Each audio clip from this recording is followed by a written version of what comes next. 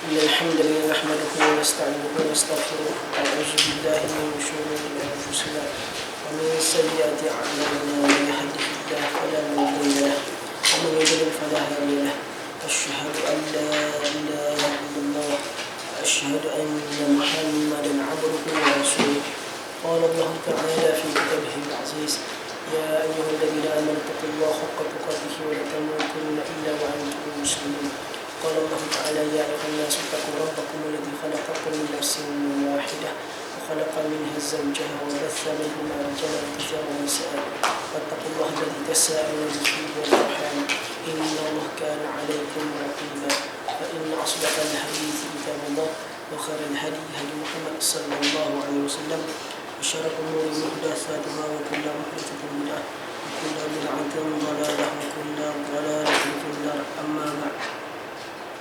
Alhamdulillah, syukur kepada Allah kita dapat sambung kembali pengajian tadabbur bagi surah baru pada malam ini. Jadi kita dah lepas surah An-Naba, kita dah habis surah Al-Fatihah. Pada malam ini kita masuk pada surah Ar-Rahman. Kalau pada Quran tu bersama Usmaninya muka surat 531. Okay. Kalau 531 juzuk ni 27. Dan surah ini secara ijma' mengandungi 78 ayat.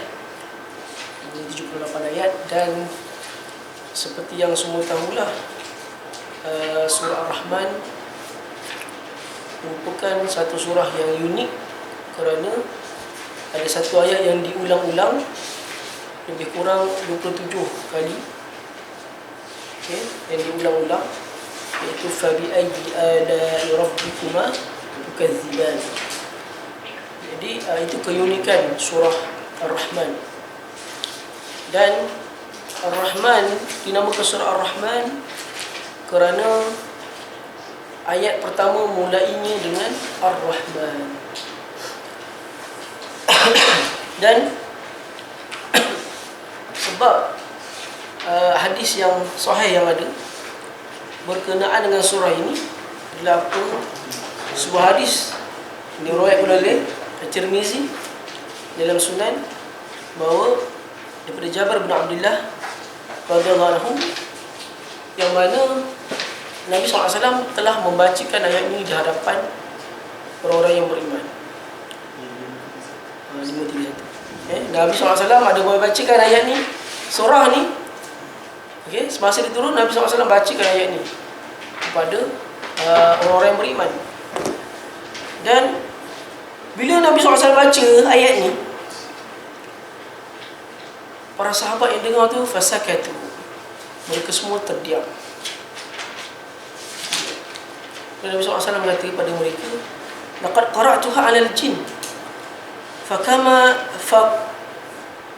fakanu ahsanu mardudan minkum. Laqad qara'tuha 'alal jin fakanu ahsanu mardudan minkum. Aku telah bacakan ayat ini sebelum ini kepada golongan jin, tapi golongan jin punya reaksi mereka lebih baik daripada apa yang korang punya reaksi. Sebab korang aku baca semua sedap. Nabi kata, jin dengar ayat ni lagi bagus doang lagi daripada korang. Senyap. Sebutnya apa? Sebab ayat ni memang dalam hadis yang lain pun ada menyebut bahawa Nabi SAW semasa dia berdakwah dengan golongan jin, selain daripada surah jin yang dibaca, ada juga Nabi SAW membacakan surah Ar-Rahman. Nabi kata, kullama ataitu ala qawlihi fabi ayyi ala'i rabbikuma tukazziban. Dan setiap kali aku membaca menyebut ayat fabi ayyi ala'i rabbikuma tukazziban, kita kena faham ayat Ar-Rahman ni, surah Ar-Rahman secara keseluruhan ditujukan kepada manusia dan jin. Itu sebab tukazziban, alif nun belakang. Alif nun di belakang menunjukkan berjumlah dua, manusia dan jin. Jadi bila tiba pada ayat Fabi ayyi ala'i rabbikum tukadziban, iaitu ayat yang selalu diulang sebanyak 20 lebih kali diulang dalam surah Rahman, bermaksud Fabi ayyi, maka nikmat al-ala itu adalah nikmat Fabi ayyi ala, maka nikmat yang manakah daripada Tuhanmu tukadziban, yang kau dustakan, yang kalian berdua dustakan. Siapa kalian berdua? Manusia dan jin. Di nikmat mana yang kalian dustakan, yang kalian tak mengakui nikmat tersebut? Itu adalah pertanyaan yang Allah ulang berkali-kali pada setiap nikmat yang disebut dalam surah Rahman.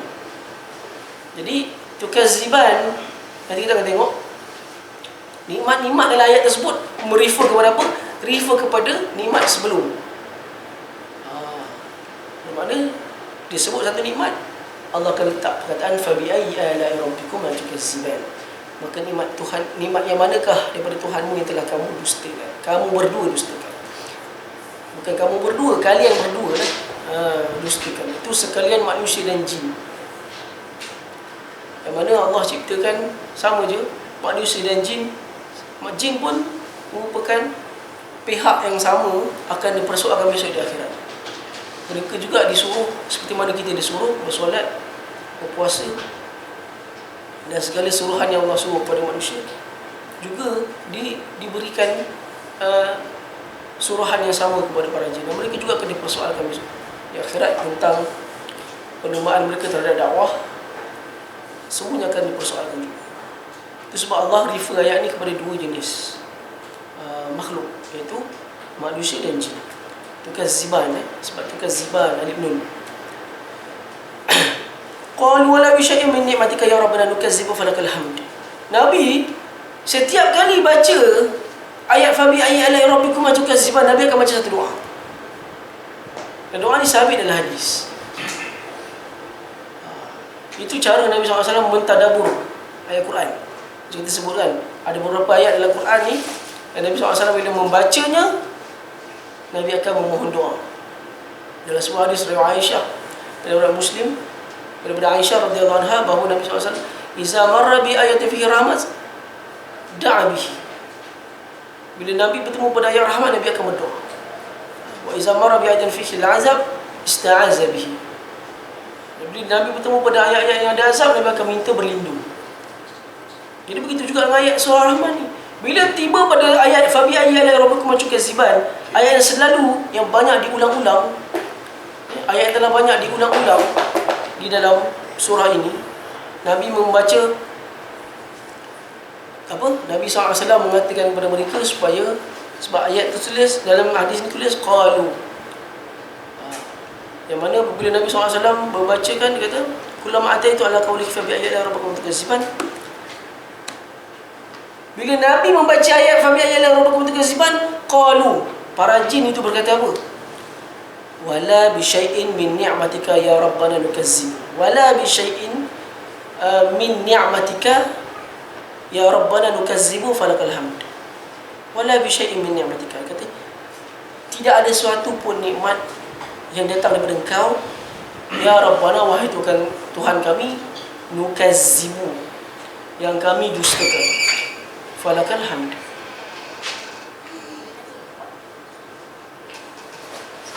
Maka bagimu segala pujian. Itu apa yang jin sebut. Okay? Bila Nabi baca ayat Fabi ayyi ala'i rabbikum tukadziban, jin sebut wala bi syai'in min ni'matika ya rabbana nukazzib. Wala bi syai'in min ni'matika ya rabbana nukazzib. Falakal hamd. Tidak ada satu pun nikmat yang kami dustakan, bagi engkau segala pujian. Itu yang Nabi SAW sebut tu. Masa aku baca Rahman depan korang semua senyap. Dan Nabi kata, jin lagi bagus. Bila aku baca surah Rahman, mereka berdoa. Bila Allah kata Fabi ayyi ala'i rabbikum tukadziban, dia berdoa, wala bi syai'in min ni'matika ya rabbana nukazzibu falakal hamd. Tidak ada satu pun nikmat engkau wahai Tuhan yang kami dustakan. Jadi Macam kita dah pernah dulu tadabbur surah jin pula.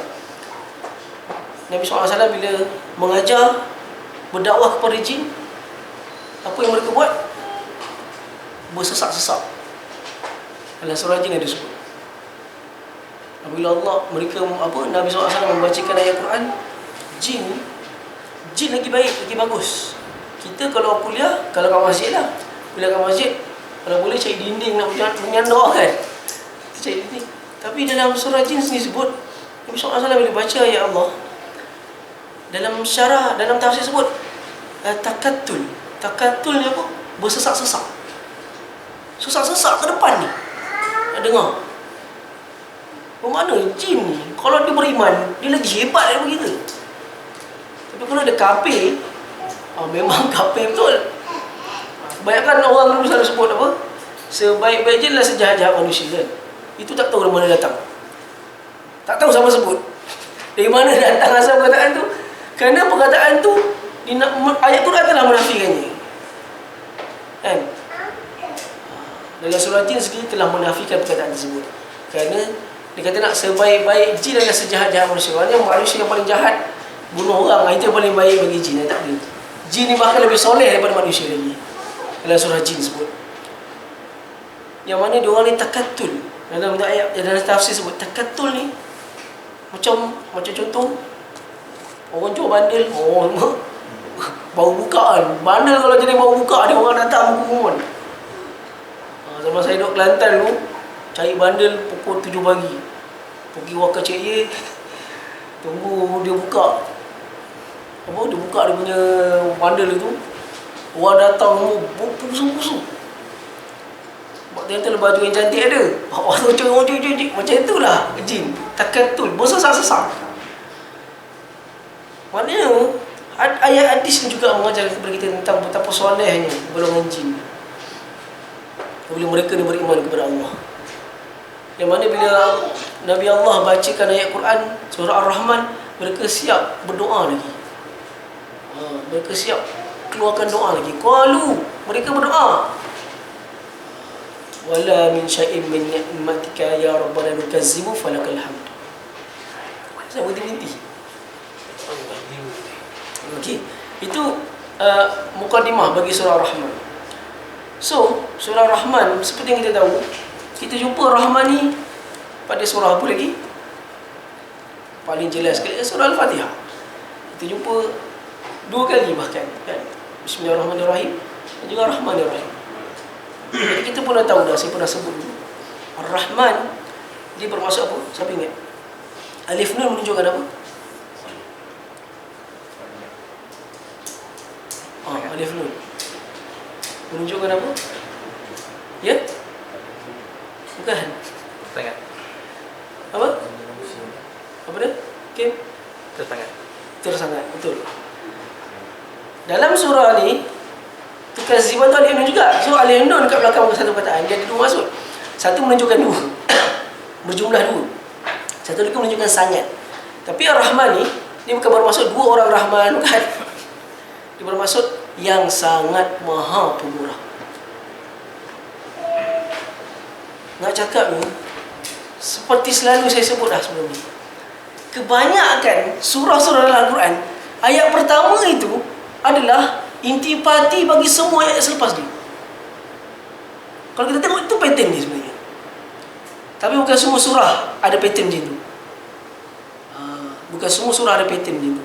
Kalau kita amati betul-betul, kita tadabbur, kita akan nampak ayat pertama, ayat kedua, ayat ketiga adalah intipati bagi keseluruhan ayat tu. Setiap ayat, macam contoh kita kena, sebab kalau tuan-tuan tengok nota yang saya bagi, semua ada nota nota yang saya bagi, saya pecah-pecahkan setiap ayat tu. Setiap ayat tu, pecahan bagi setiap ayat, semua membawa satu tema. Semua pecahan itu membawa satu tema tertentu. Jadi begitulah pattern ayat Quran. Dan setiap tema tersebut, setiap satu ayat berkait dengan ayat selepas, ataupun ayat selepas berkait dengan ayat sebelum. Itu pattern dia. Dan kalau kita tanya, dalam para sahabat sendiri kata, kesemua peletakan ayat tersebut semuanya di atas suatu makna tertentu. Dia bukannya kerana peletakan tersebut semuanya bukan melalui ijtihad sahabat sebahagian, tapi kesemuanya melalui wahyu. Nabi meletakkan setiap ayat melalui wahyu kerana semuanya mengandungi suatu kaitan. So dia bukan main saja-saja je. Selepas ayat ni mesti ayat ni, bukan main saja-saja. Semuanya ada sebab, ada benda yang berkait. Nah, selalunya ayat pertama adalah intipati bagi sesuatu tema dalam satu surah.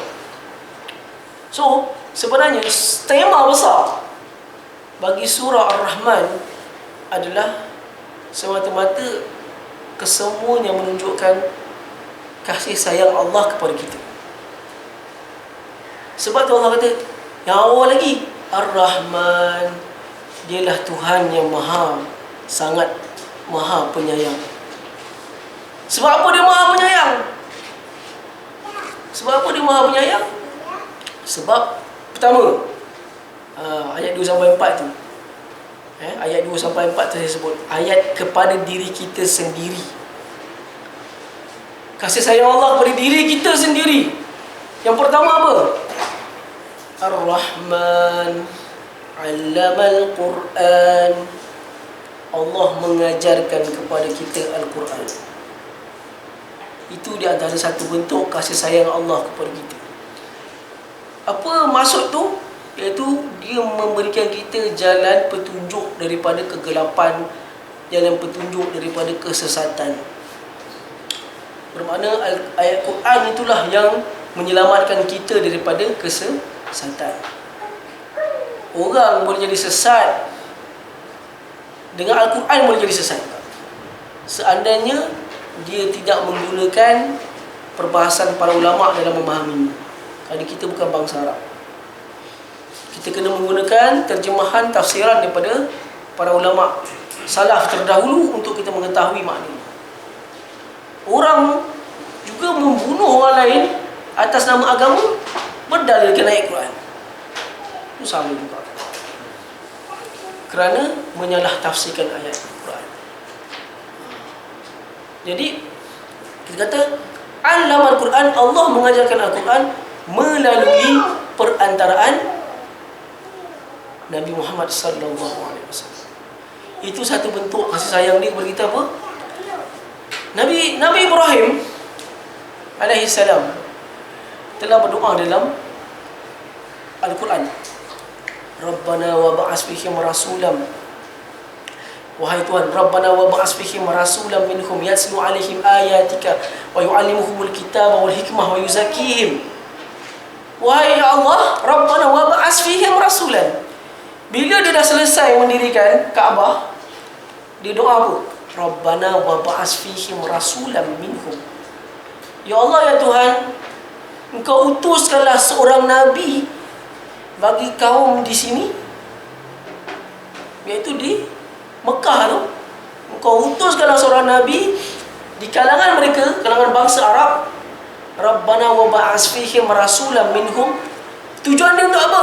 Engkau utuskan seorang Nabi yatslu alaihim ayatika, supaya dia dapat membacakan kepada mereka ayat-ayat kamu, ayat-ayat engkau. Agak-agak Allah makbulkan doa Nabi Ibrahim. Dia memang Allah telah memakbulkan doa Nabi Ibrahim pada ayat-ayat lain. Bila dia doa Rabbana wa ba'as fihim rasulan minhum yatslu alaihim ayatika, dia bacakan ayat-ayat Allah kepada kamu, kepada mereka. Wa yu'allimuhumul kitaba wal hikmah, dan mengajarkan kepada mereka tentang Al-Quran dan hikmah. Hikmah itu apa? Sunnah Nabi. Nabi Ibrahim doa, ya Allah, biarlah ada seorang Nabi lahir kat sini, ajar diorang tentang ayat Quran, ajar diorang tentang sunnah Nabi, wa yuzakkihim, supaya dengannya terampunlah dosa-dosa mereka. Dan dalam ayat yang sebut apa? Wa yu'allimuhum ma lam yakunu ya'lamun. Wa yu'allimuhum ma lam yakunu ya'lamun. Dan supaya dapat mengajarkan kepada mereka sesuatu benda yang selama ni mereka tak tahu. Dalam ayat lain sebut wa in kanu min qablu la fi dhalalin mubin. Yang mana mereka sebelum ni adalah kaum yang sesat. So bangkitlah seorang rasul. Jadi kerja tu bacakan ayat Quran. Nampak? Itu yang saya sebut. Pertama tilawah tu. Kedua apa?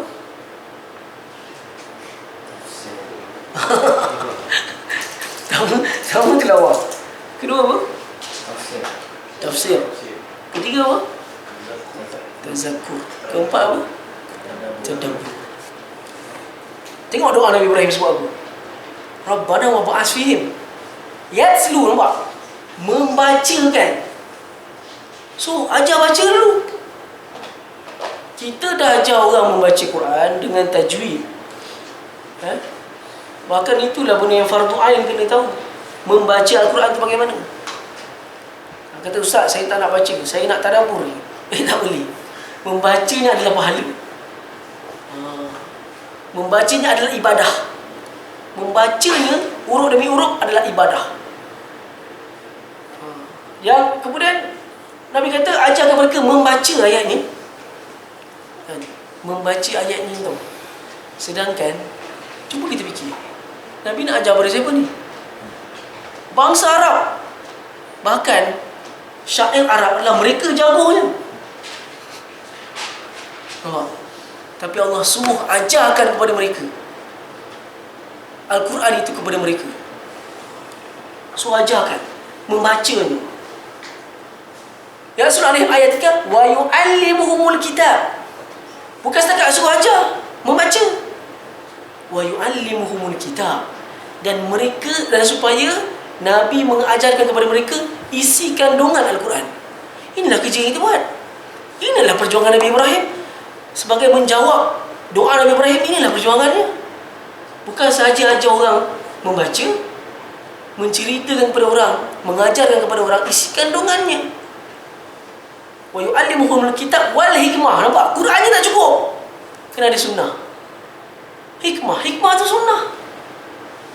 Kalau orang tu kata kami hanya ikut Quran ni, hadis Nabi ni mungkin betul, mungkin tak. Golongan tu ada semua sekarang.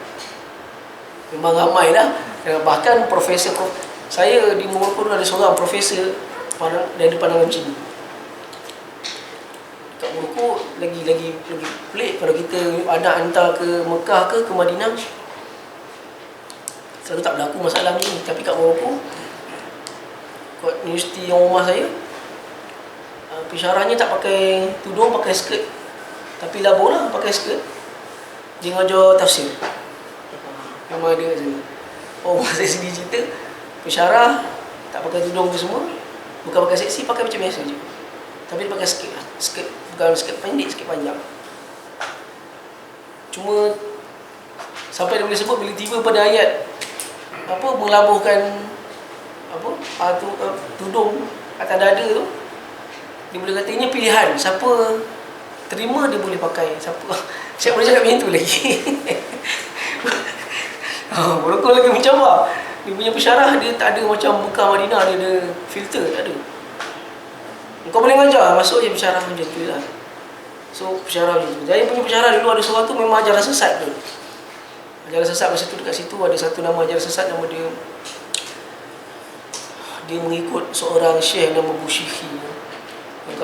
Tapi dia punya rancangan syekh sesat ni masuk TV tau. Syekh boleh masuk TV, ritual dia memang minum air kaki. Diorang tikus kaki tu memang dia minum air kaki. Live kat TV. Syekh ajaran sesat boleh live masuk TV. Jadi pensyarah saya ni di antara pengikut ajaran ni. Selama je pengikut ajaran sesat punya pensyarah kat sana. Jadi dia kata wa yu'allimuhumul kitab, mengajarkan kepada mereka isi kandungan Al-Quran dan sunnah.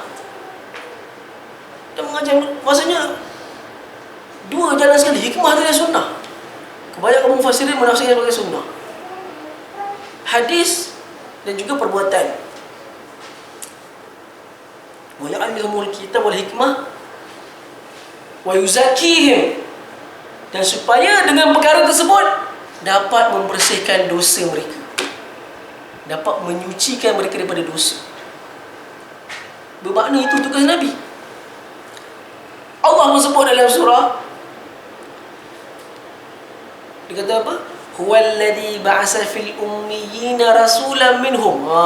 Barulah Allah jawab, huwallazi ba'asa fil ummiyina rasulan minhum. Dialah Tuhan yang telah membangkitkan seorang rasul di kalangan orang-orang buta huruf. Di kalangan golongan orang-orang buta huruf. Sebagian mufassir mengatakan dia bukan buta huruf, dia buta hati. Ummi ni buta. Tapi dia ada dua pandangan ulama. Ada yang mengatakan mereka yang buta huruf, sebab kebanyakan seperti yang saya sebutkan dulu, mereka memang nak jumpa yang boleh menulis. So bukan ramai pun. Tak ramai.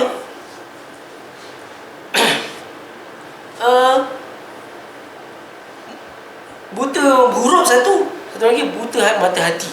Ada kata dialah Tuhan yang telah membangkitkan seorang rasul, wallazi ba'asa fil ummiyin, kepada golongan orang-orang yang buta huruf. Rasulan, seorang rasul. Wallazi ba'asa fil ummiyina rasulan minhum, di kalangan mereka, dengan bangsa Arab. Yatslu alaihim ayatihi wa yu'allimuhumul kitaba wal hikmah. Sama juga seperti mana yang Nabi Ibrahim doa, seperti itulah Allah makbulkan. Yang di kalangan mereka ajar baca Quran, ajar isi kandungan Al-Quran, yang mana dengannya menghapuskan dosa-dosa mereka.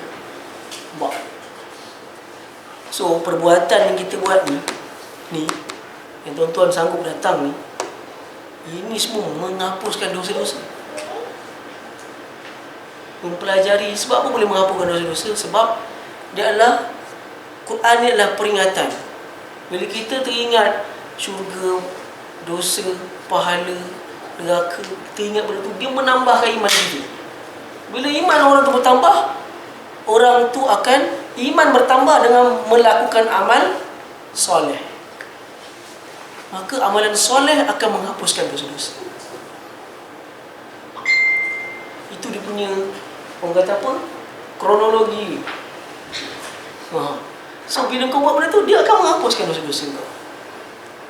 Jadi ini kerja sebab selalu saya sebut, Dr. Fadang selalu sebut dalam kitab dia. Inilah jihad di akhir zaman.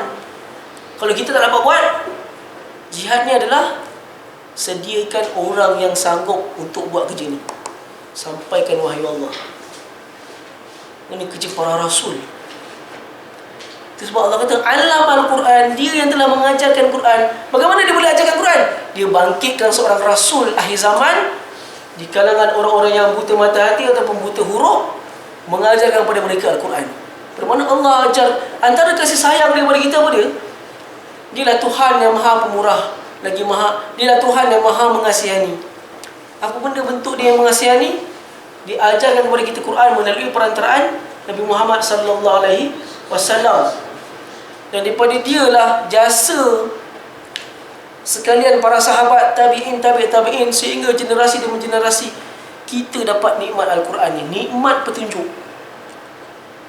Kerana Allah nak supaya kita tidak melalui jalan kesesatan supaya kita selamat di akhirat. Itu sebab dia mulakan Ar-Rahman. Dan mengajarkan Al-Quran itu adalah bentuk kasih sayang dia kepada kita.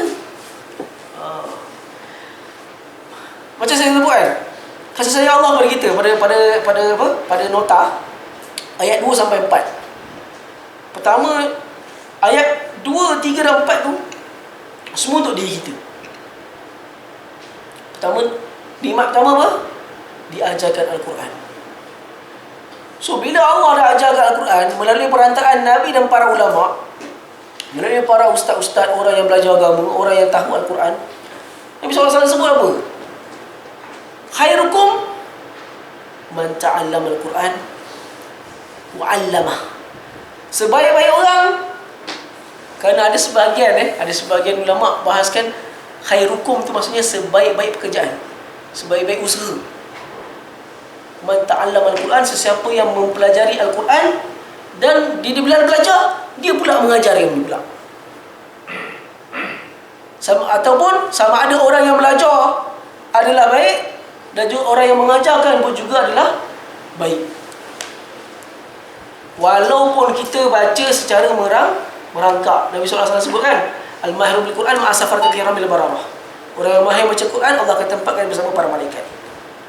Walladhi yaqra'ul Quran wa yata'atta'u fihi fa huwa falahul ajran. Siapa yang baca merangkak pun Allah tetap bagi dia 2 pahala. Allah tetap bagi dia 2 pahala. Satu pahala sebab apa?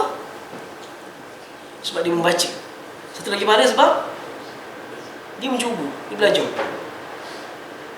Walaupun Ar-Rahman, walau macam itu, dia cuba juga.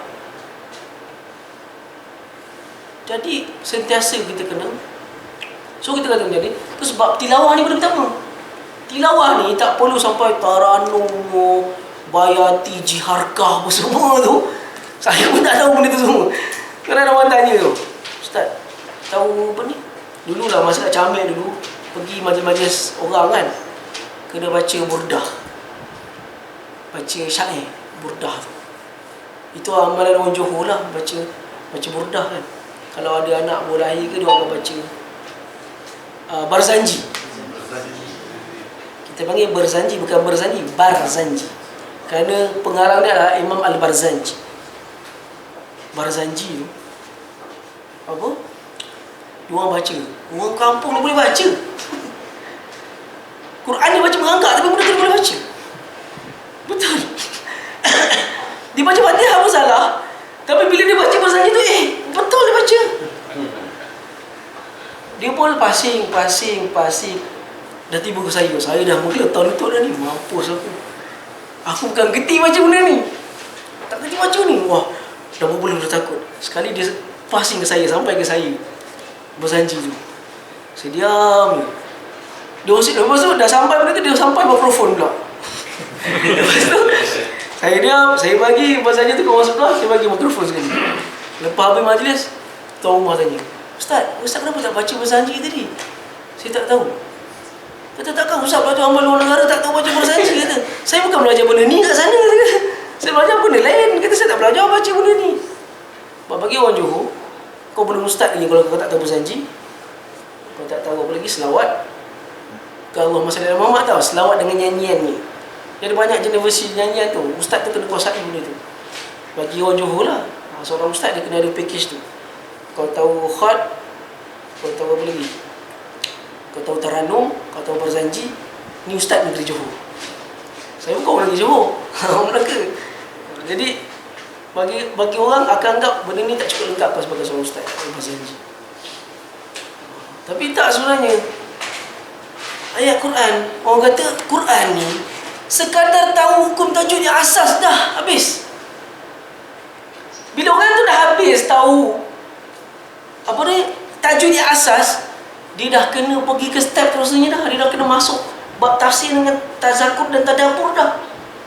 Tapi sebab apa orang tu masih lagi berlega di kawasan tilawah lagi? Sebab apa? Lepas dia dah habis tahu tajwid, dia pergi dengan taranumnya, dia pergi dengan, so dia belajar dalam bayatinya, jiharkahnya, apa semua tu dia belajar. Bukan kata tak boleh, tapi kau dah umur tua, kau kena masuk ke pengamalan dah. Benda tu semua hanya untuk orang yang minat-minat seni ni. Dulu kat Mesir, orang cerita yang baca dengan taranum ni, yang ajar dia bukan ustaz, penyanyi. Yang ajarnya penyanyi. Sebab dia akan baca, dia meleweh-leweh tu. Itulah, so kita tak kata benda salah. Tapi untuk orang tua, dah makin umur, dia dah kena maka dia dah kena berpindah ke mencari maksud dah. Sebab dia nak buat amalan. Amalan akan selamatkan orang besok di akhirat.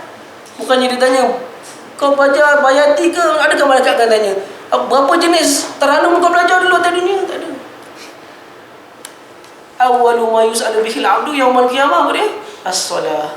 Benda pertama yang malaikat akan tanya besok di akhirat, apa dia? Solat kau bagaimana?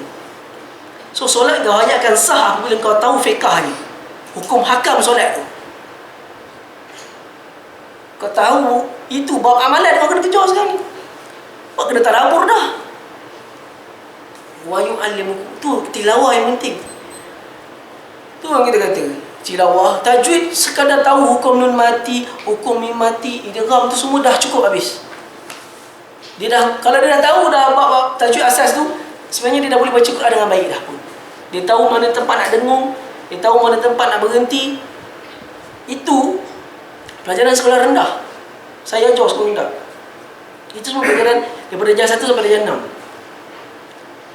Ambil buku pendidikan Islam budak-budak, baca pun boleh dapat ilmu lagi. Sebenarnya. So saya kata apa? Kita Al-Quran kita di dalam masyarakat kita sekadar tu sebenarnya. Sekadar diorang khatam kan, dah habis khatam kan mereka adakan kenduri, adakan apa? Pulut kuning dan sebagainya. Dah habis. Kemudian habis pulut kuning, hubungan dengan Al-Quran dah habis dah. Tak ada apa lagi dah. Sebab apa? Aku dah khatam. Jadi diorang faham khatam tu. Jadi tak sebenarnya. Pembelajaran Al-Quran adalah pembelajaran seumur hidup. Engkau memang khatam baca, khatam memahami ada orang mana buat. Khatam memahami. Saya pernah jumpa seorang budak tingkatan 3. Dia khatam yang Melayu punya. Dia baca terjemahan Quran awal sampai habis. Dia sampai jumpa seorang anak murid saya punya anak. Ada seorang akak tu, dia belajar dengan saya. Anak dia lepas, diorang ni semua memang saya dah brainwash pasal tadabbur ni. Jadi dia pun brainwash anak dia pasal tadabbur. Anak dia bila terkesan dengan tadabbur ni, anak dia buat bacaan, dia baca terjemahan ni awal sampai habis. Dan dia khatam terjemahan tu. Terjemahan Quran tu dia khatam. Kita pernah khatam terjemahan Quran. Kan? Terjemahan Quran tu dia khatam. Itu ustaz pun khatam terjemahan Quran, tapi kalau ustaz tahu bahasa Arab, dia tak perlu terjemah, dia tengok dia boleh faham sebenarnya. Tapi kalau nak cakapnya kita, masa senggang kita baca yang terjemahan tu, boleh habis tak? Kan? Tiap petang tak ada kerja apa, selepas subuh, waktu cuti, tak pergi office, ada tak masa kita? Saya terkesan dengan kata-kata Syekh Salah Fattah Al-Khalidi, antara tok guru kepada Dr. Rozaimi. Syekh Salah Al-Khalidi ke Fattah Al-Khalidi? Saya tak ingat. Salah Al-Khalidi. Syekh Salah Al-Khalidi kata sebut apa? Bukan baca Quran di waktu lapang, tapi kau kena lapangkan satu waktu untuk kau baca Quran. Bukan di waktu lapang kau membaca Al-Quran. Kita membaca itulah. Masa lapang lah membaca Quran, tak. Kau sendiri kena lapangkan satu waktu untuk kau baca Quran. Bermakna aku lepas subuh tak ada orang boleh usik, sebab itu waktu aku dengan Quran. Cuba betul. Rasa-rasa kalau kita tetapkan satu waktu, lepas subuh aku mesti baca Quran dengan terjemahan. Saya tanya tuan-tuan, boleh khatam tak?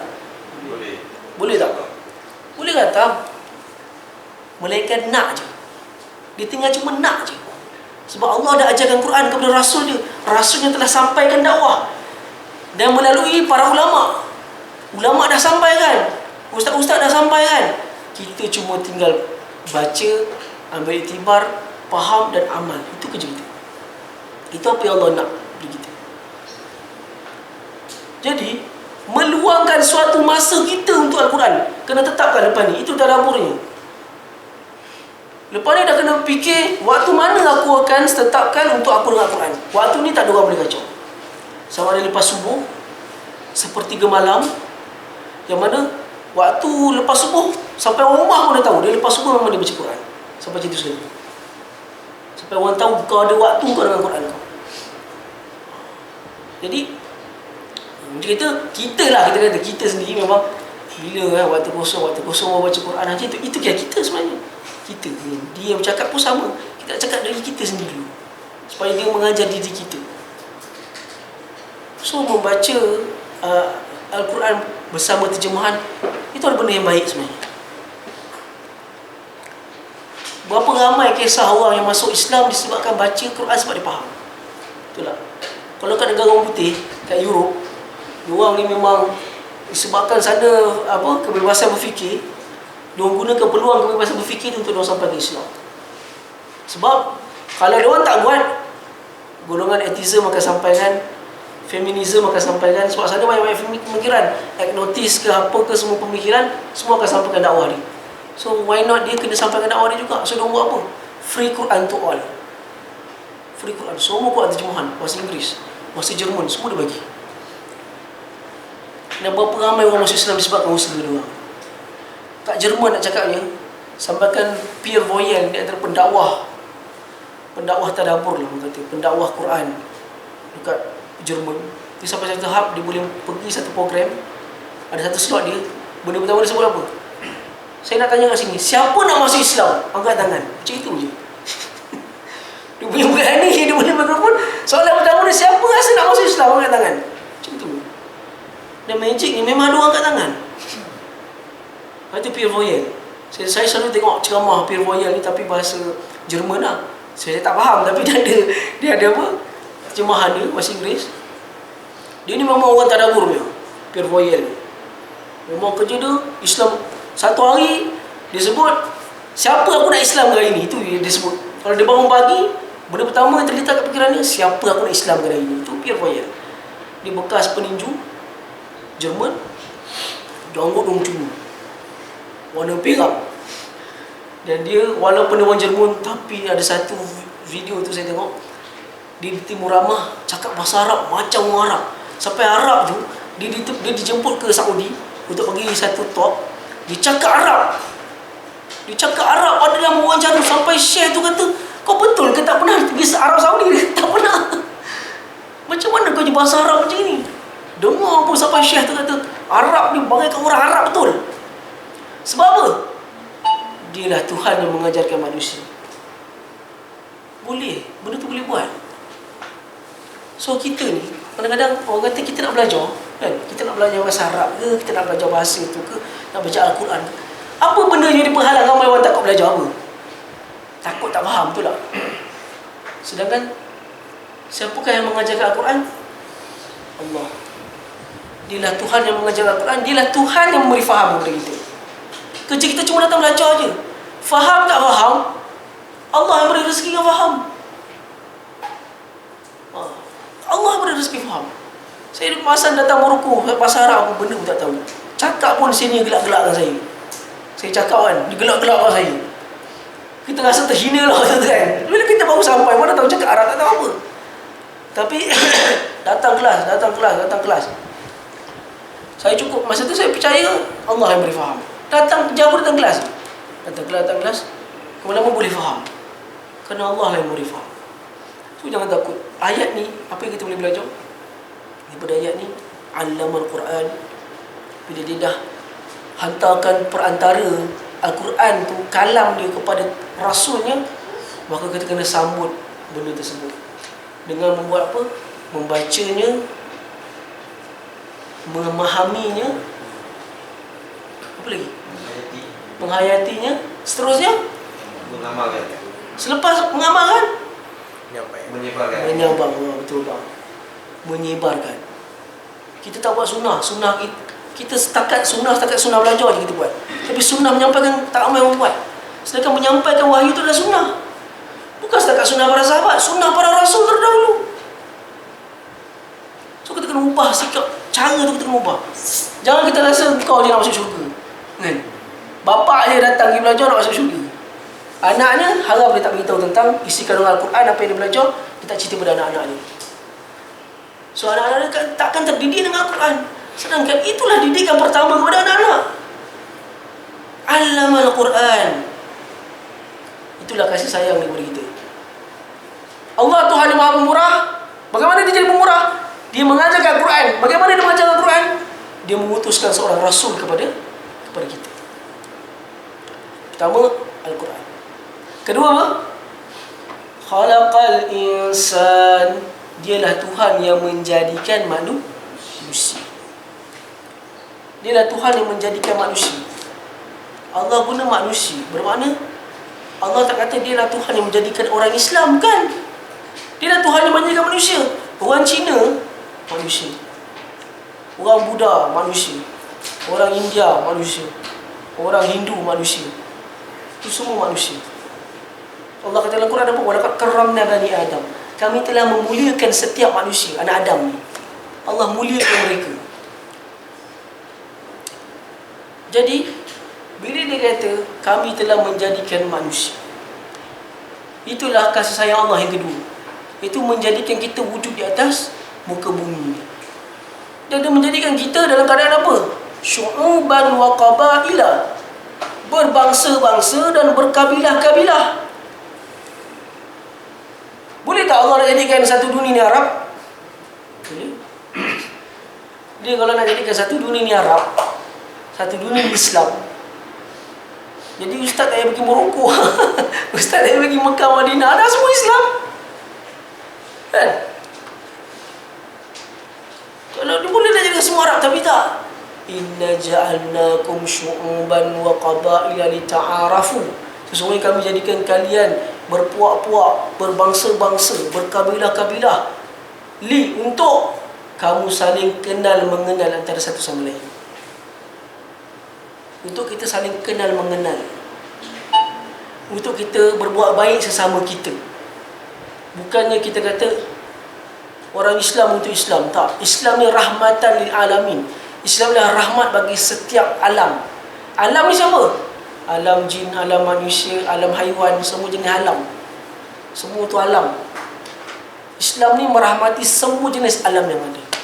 Islam ni Islam ni bukan untuk orang Arab saja, bukan untuk orang Malaysia saja, bukan untuk orang Melayu, tapi Islam ni adalah untuk semua merasai kebenaran Islam, untuk merasai, orang kata apa?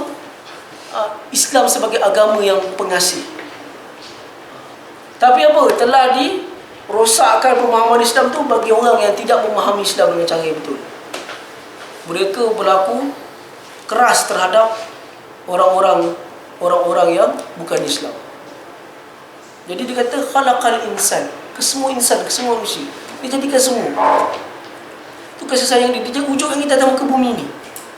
Yang kedua, allamahul bayan. Bukan saja dia dah jadikan manusia, allamahu, dia ajar lagi. Sana dalam terjemah, ada orang terjemah penerangan-penerangan ni ke apa? Keterangan ke diterjemah kat situ? Yang telah mengajarkan apa? Apa dia?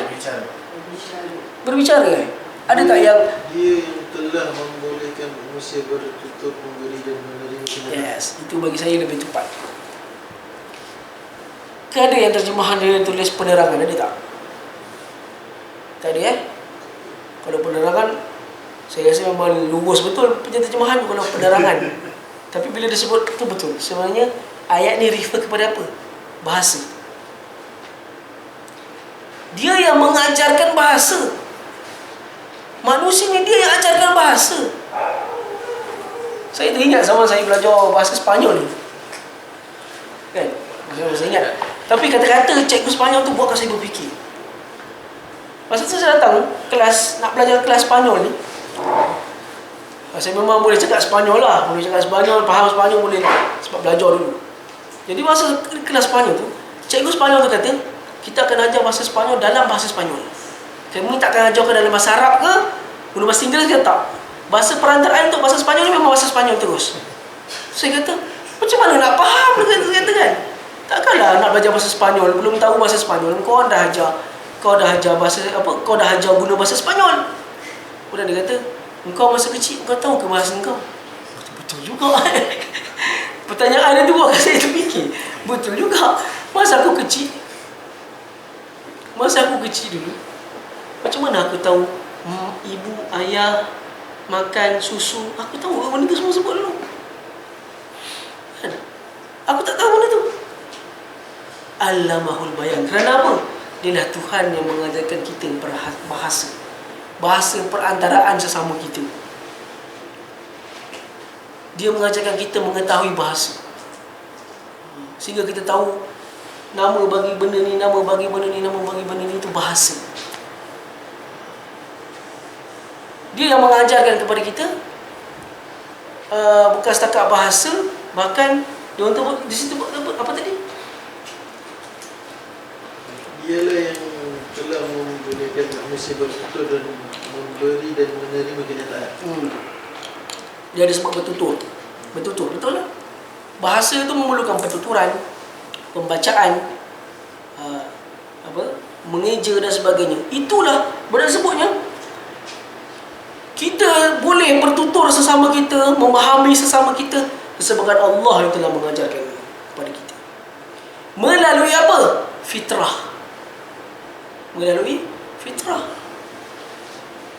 Dengan fitrah yang Allah berikan telah kita boleh masa kecil kita boleh sebut mama, papa, susu, makan, kan? Dengan fitrah itulah kita hidup. Walaupun kalau nak cakapnya, adakah bagaimana mereka budak-budak kecil boleh tahu bahasa? Melalui pendengaran ni. Yang mana asal usulnya siapa yang ajar? Kita ke mana Allah menjadikan Nabi Adam. Benda apa yang Allah buat? Nak menunjukkan bahawa Nabi Adam ni adalah khalifah atas muka bumi ni. Dia buat apa? Allah ajarkan kepada Nabi Adam nama-nama. Nama-nama binatang, nama-nama, ada sebagian mufassir kata dia menamakan nama-nama binatang, namakan nama-nama tertentu. Kemudian Allah suruh pula kepada malaikat, okey, beritahu apa nama ni? Malaikat tak boleh jawab, betul. Tapi Nabi Adam boleh jawab sebab dia telah diajarkan. Kerana dialah Tuhan yang mengajarkan manusia pertama tentang pemahaman bahasa, pemahaman bertutur, sehingga kita pun bermakna semata-mata pertuturan kita semua diajarkan daripada Allah secara fitrah. Adakah budak-budak kecil adakah dia orang kena belajar secara rasmi untuk dia nak belajar? Ada ke? Pernah kata, "Mari sini adik, meja." Ada kita cakap, tak. Dia terus boleh tahu tu meja. Kerana apa? Melalui fitrah lah dia lah Tuhan yang mengajarkan kita. Jadi nikmat bahasa ni nikmat yang sangat pelik. Sebab pernah tak kita terfikir, kenapa orang panggil tu pokok? Kenapa orang panggil dia pintu? Dari mana datang yang mengatakan pintu ni kan? Tak terjangkau akal kita. Sebab apa? Kerana dia lah yang mengajarkan bahasa pertuturan. Dia lah yang mengajarkan bahasa. Jadi ini kasih sayang daripada kita. Jadi ada sebagai ulama' mentadabbur ayat ini dengan mengatakan bahawa bila Allah dah berikan kau nikmat bahasa, nikmat engkau mempelajari Al-Quran, nikmat engkau wujud atas muka bumi ni, maka dengan bahasa dan pertuturan itulah patut engkau sampaikan isi kandungan Al-Quran itu. Dengan lidah engkau ni yang engkau bertutur dan engkau berbahasa, inilah engkau sampaikan isi kandungan Al-Quran itu. Kemudian Allah pun masuk ayat ke-5 dan ke-6, dia dah masuk pada bab alam. Ini kasih sayang Allah seterusnya. Iaitu pertama, wasyamsu wal qamaru bihusban. Asyamsu tu apa? Matahari. Al-qamaru tu bulan. Asyamsu wal qamaru bihusban. Iaitu apa? Matahari dan bulan beredar sesama dia bihusban, dengan adil. Situ terjemah apa? Dengan peraturan. Dengan aturan. Walai apa? Matahari dan bulan beredar dengan peraturan dan hitungan yang tertentu. Peraturan dan hitungan tertentu. Okey, betul. Peraturan saya setuju. Peraturan hus ni maksudnya macam kita kata peraturan hitungan, betul lah. Saya nak semuanya beredar dengan adil. Kerana ayat seterusnya akan cerita pasal keadilan. Beredar dengan adil. Sebab Allah, nanti kita akan tengok ayat ni. Sebab apa? Apa nikmatnya matahari dan bulan? Kita ni tak pernah merasa syukur dengan nikmat matahari dan bulan. Kita akan merasa syukur bila apa? Bila kita dah pergi ke alam akhirat. Matahari dan bulan dah tak ada lah.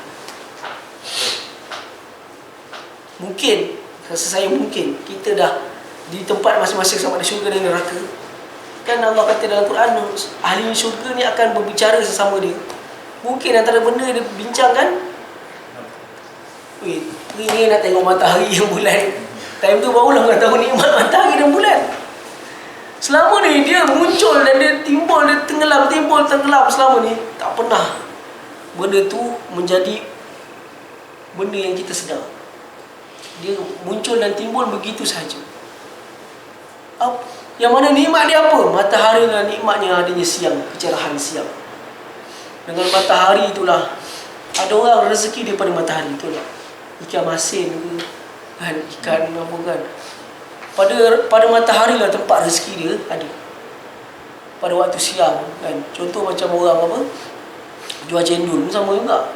Kawan saya jual cendol, kalau hujan cendol dia tak berlaku. Kalau malam mana ada orang makan cendol malam, orang makan cendol waktu panas. Jadi itu matahari, nikmat yang Allah beri matahari dan bulan. Bulan apa pula? Apa faedah daripada kita? Mengetahui apa? Bulan-bulan, waktu-waktu. Mengetahui bulan-bulan, mengetahui masa. Nak berbuka, nak masuk Ramadan, nak masuk Syawal, kena tengok anak bulan, kena tengok bulan. Itu adalah petunjuk bagi para pelayar. Petunjuk bagi para pelayar. Jadi itu nikmat yang selama ni kita tak terasa pun, nikmat tersebut. Yang selama ni tak pernah kita terasa pun. Dia naik dan turun, naik dan turun, naik. Kita tak pernah tahu pun. Tapi itulah nikmat yang Allah kata, wal qamar bi husban. Matahari dan bulan beredar dengan adilnya, dengan tepat waktunya, tepat hitungannya, mengikut musimnya. Wan najmu wasyajaru yasjudan. Wan najmu wasyajaru yasjudan. Yang dikatakan sini, wan najmu ni kita kata bintang, najm. Wasyajar, pokok. Bintang dan pokok yasjudan, iaitu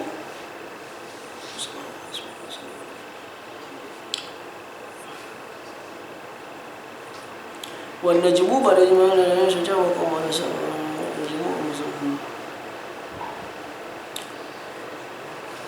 kita kata kat sini wan najmu wasyajaru yasjudan. Bintang-bintang dan pokok-pokok kedua-duanya, kalau kita nak terjemah sujud, ialah sujud. Tapi sujud itu bermakna apa? Menurut perintah. Yang menurut perintah. Kalau situ terjemah apa? Bintang dan pokok. Dan tumbuh-tumbuhan yang melata serta pohon-pohon kayu-kayan masing-masing tunduk menurut peraturan. Tak ada bintang. Tak ada bintang Okey, betul lah. Saya tengok dalam tafsir Wasit, sebahagian menamakan bintang, sebahagian tak menamakan bintang. Betul-betul. Tapi lagi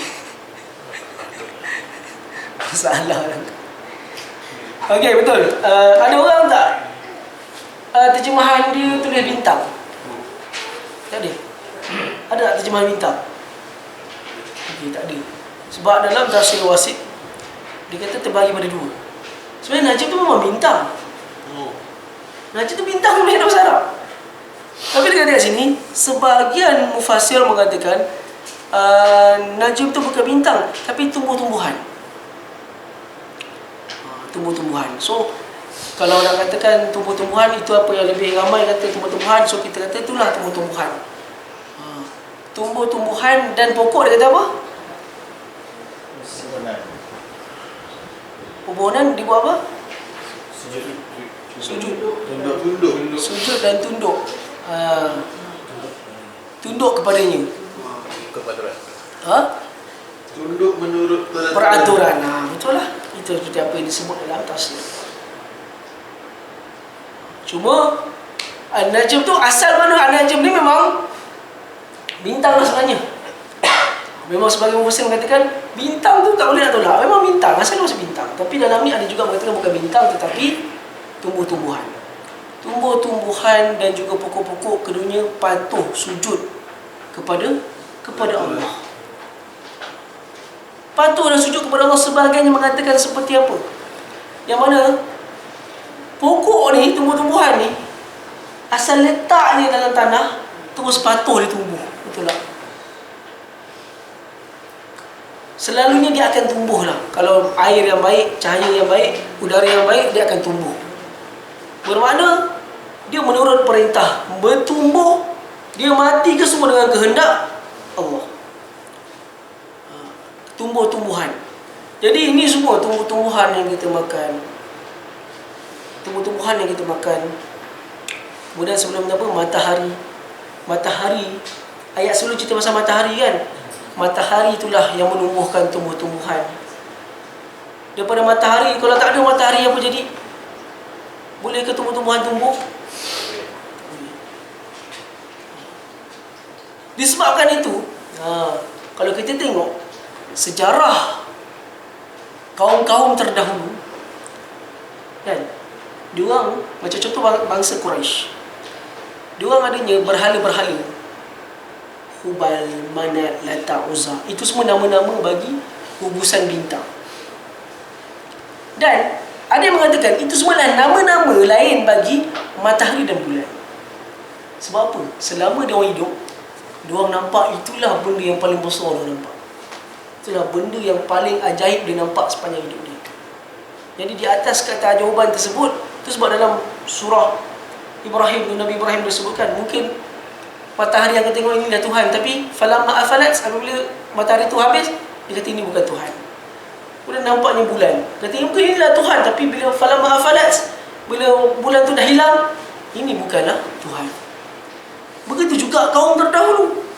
Mereka sebelum penyembahan berhala yang Allah sebut dalam Quran tentang buat Ya'uq, Suwa' dan Nasar, nama-nama orang-orang soleh yang mereka jadikan sembahan, sebelum tu lagi mereka telah menjadikan bulan dan bintang sebagai sembahan. Selepas tu dia berevolusi. Mula-mula dia sembah apa? Matahari. Kalau tak macam mana Ratu Balqis boleh sembah matahari, betul? Ratu Balqis tu sembah matahari sebab kaum tu sebelum awal lagi telah menjadikan bulan dan matahari ini sebagai Tuhan. Kemudian dia evolusi, dijadikan bentuk matahari dan bulan tersebut dalam bentuk berhala. Jadi itu nak cakapnya benda yang matahari dan bulan ni boleh jadi dosa, boleh jadi pahala. Itu sebab dia kata bihusban, dengan adilnya mereka beredar. Kemudian Allah kata apa? Bintang ataupun pokok-pokok. Kemudian apa? Ni ayat ni. Was-samaa'a rafa'aha wa wada'al mizan. Ayat ni pelik sikit. Ayat ni pelik sikit. Bangkai ulama nak faham dengan ayat ni agak pelik sikit. Sebab sekarang dia dah cerita nikmat ni pertama apa? Allah ni Maha Pemurah. Sebab apa dia pemurah? Dia ajarkan kita. Kedua, dia ciptakan kita. Ketiga, bahasa yang kita tuturkan. Lagi, matahari dan bulan. Lagi, tumbuh-tumbuhan. Keenam, langit. Yang keenam adalah langit. Was-samaa'a rafa'aha, dan langit yang kami tinggikan, dan langit yang berdiri tanpa tiang, langit yang berada di atas kepala kita selama ni. Apa kasih sayang Allah terhadap langit ni? Langit ni pertamanya dia melindungi kita daripada kepanasan. Allah kata dalam Quran apa? Allah jadikan langit ni apa? Mihfaza, iaitu sebagai satu pelindung kepada kita. Allah jadikan satu pelindung kepada kita.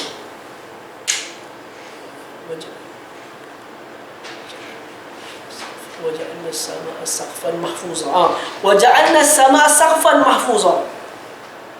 Kami jadikan langit saqfan mahfuza, bagaikan bumbung yang melindungi. Tak ada langit apa jadi?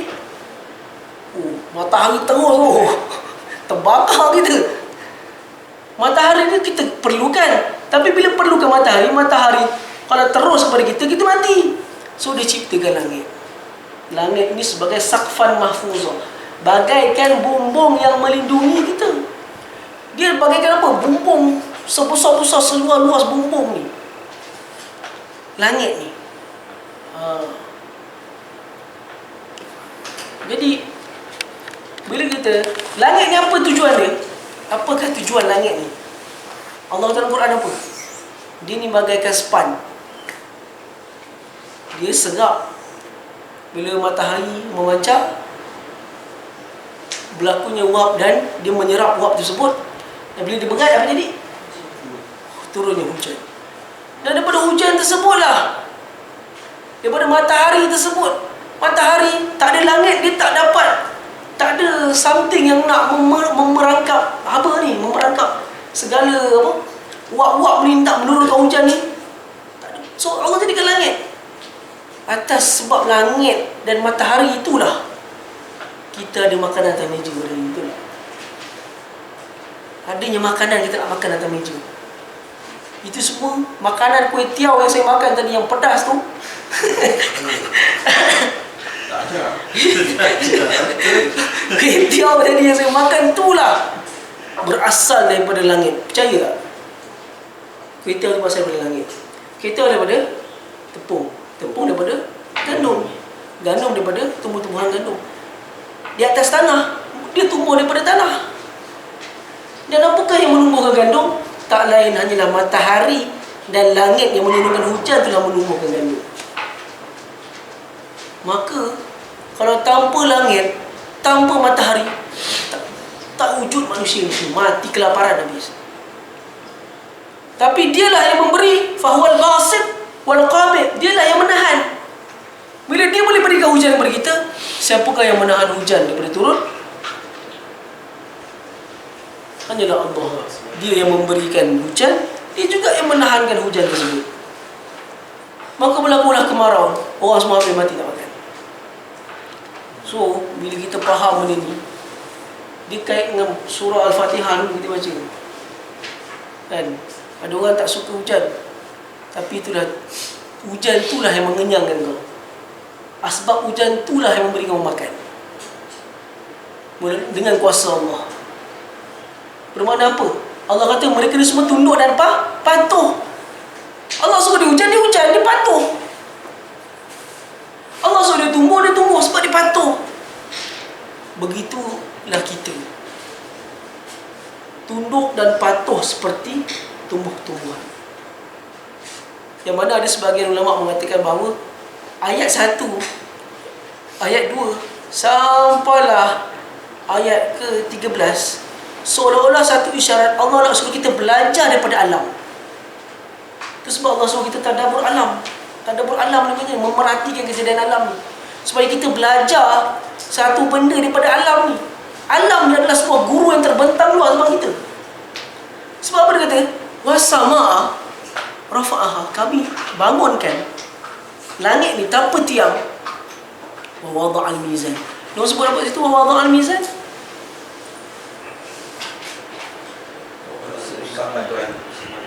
Ya? Dan keseimbangan diciptakan keseimbangan. Dan supaya tak rosak dan diciptakan keseimbangan. Okey. Saya lebih suka dengan tafsiran yang Arab punya tu. Tafsir wasit. Kalau dia sebut keseimbangan, semua sebut keseimbangan ada tak keadilan? Mereka keadilan. Itu yang betul. Apa keadilan Abang Razif? Ini Khalid. Hah? Ini Khalid. Disebut keadilan. Okay? Maksud manusia dapat melaksanakan keadilan. Sebenarnya ayat ni sampaikan dalam kitab Tahrir Ibn Ashur. Tahrir Ibn Ashur. Dia sampaikan apa? Betapa peliknya ayat ini menceritakan keadilan selepas Allah mengatakan dia mendirikan langit. Sebab kebanyakan mufassir kata itu keadilan. Arab memahami mizan ni apa? Mizan ni timbangan. Timbangan Arab bukan macam kita. Letak, saya masih ingat lagi orang Morocco masih guna timbangan tradisional. Dia kena letak batu. Dia ada dua macam ni. Batu dia letak sini, sini barang. Dia seimbang macam ni. Macam dacing. Dacing tu sebenarnya. Dacing tu Arab panggil mizan. Dan Arab hanya mengatakan mereka menyamakan benda yang adil seperti dacing. Syarikat akan kata engkau adil macam dacing lah. Dia akan cakap macam ni. Mereka buat simpulan bahasa adil seperti dacing. Kerana cacing dia adil. Jadi dia kata kat sini, kita tertanya tak, kenapa Allah cerita? Kami bangunkan apa nama tu? Langit ini, dan kami letakkan keadilan. Sehingga kan Ibn Ashur kata,